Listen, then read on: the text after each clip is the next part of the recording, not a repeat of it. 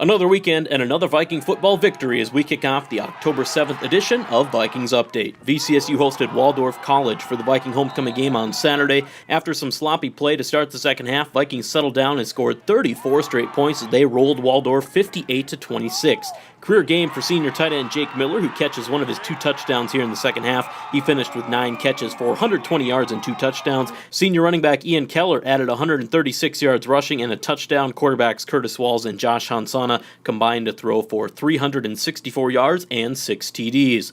Big defensive game for Juwan Pugh, finished with an interception, forced and recovered a fumble, and led the defense with 7 tackles. 4th straight win for VCSU, which is now 5-1 overall and 3-0 in conference play. Viking kicker Thomas Cortez was named Special Teams Player of the Week after going 7 for 8 on extra points and 1 for 1 on field goals. He set a new school record at VCSU with his 26th career field goal on Saturday. Also set records earlier this season for career PAT kicks made and attempted. The big win vaulted VCSU inside the top 25 poll for the first time this season. Vikings ranked number 23 in the coaches poll, released on Monday. They will go for their 5th straight win on Saturday when they host Mayville State University. Kickoff at 1 p.m. at Shelley Ellick Field. We'll talk with Coach Mack later in the show.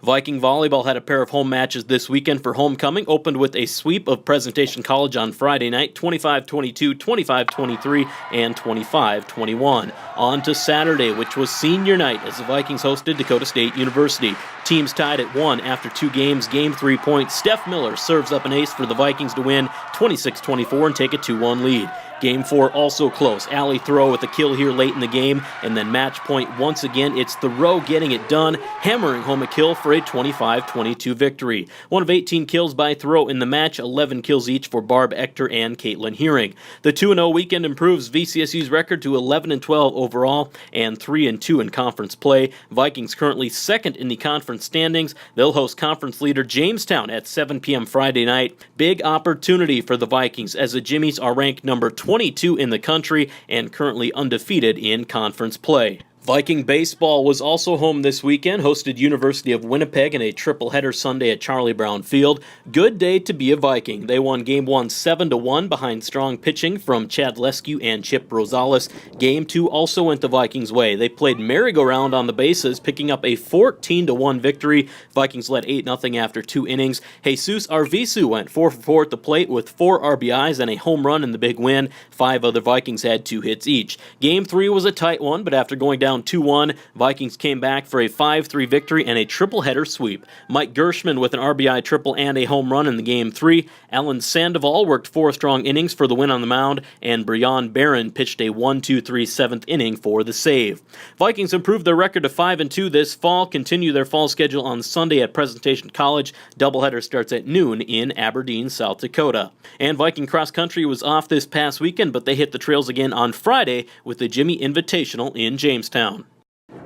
Joined on the update this week by Dennis McCulloch, head coach of the Valley City State University football team. Coach, your team is rolling right now. 4 victories in a row, 5-1, ranked in the top 25 poll. Last time we talked to you, it was preseason.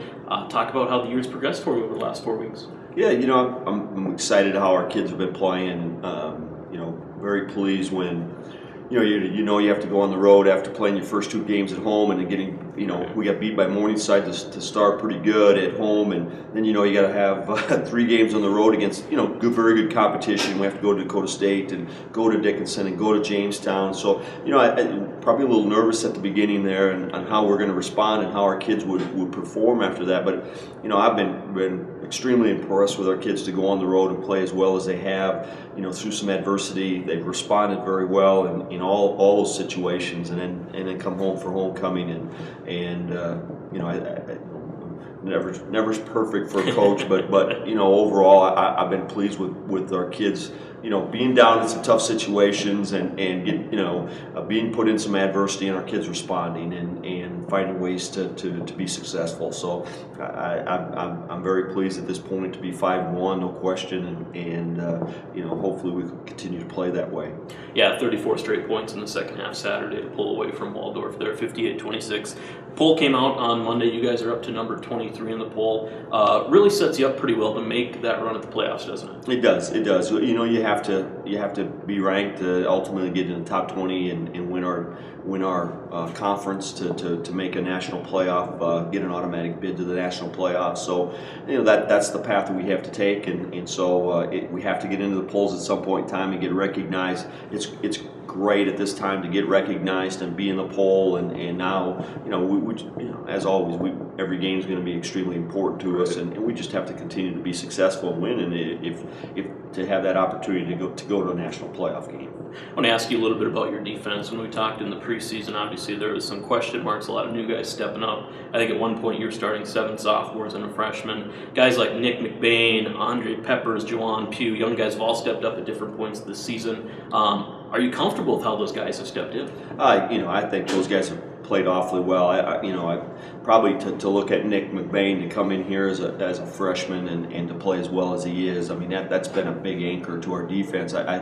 He's that middle linebacker play is huge. That kind of guy has to lead the team in tackles, and he's doing that, and he's been very impressive with how well he's played and stepped in and learned our defense with really being your first year. It's been very positive that way. I think defensive backs wise, I agree. Andre and Juwan have both done a nice job, and with the loss of Pathan for a few weeks, to have those guys come in and play as sound and as well as they have, and then making plays. Not just doing a job, but making plays and creating turnovers and making big plays into a game that's helped us. So, no question, those guys have played very well, and we've relied on. We're young as you look across, it's good to see, and hopefully we can continue to play to that level and to have those guys continue to play to the level that we need them to play to be successful. Next game, Saturday, 1 o'clock in Valley City, hosts Mayville State University. Coach Mack, appreciate the time. Good luck Saturday. Thank you very much.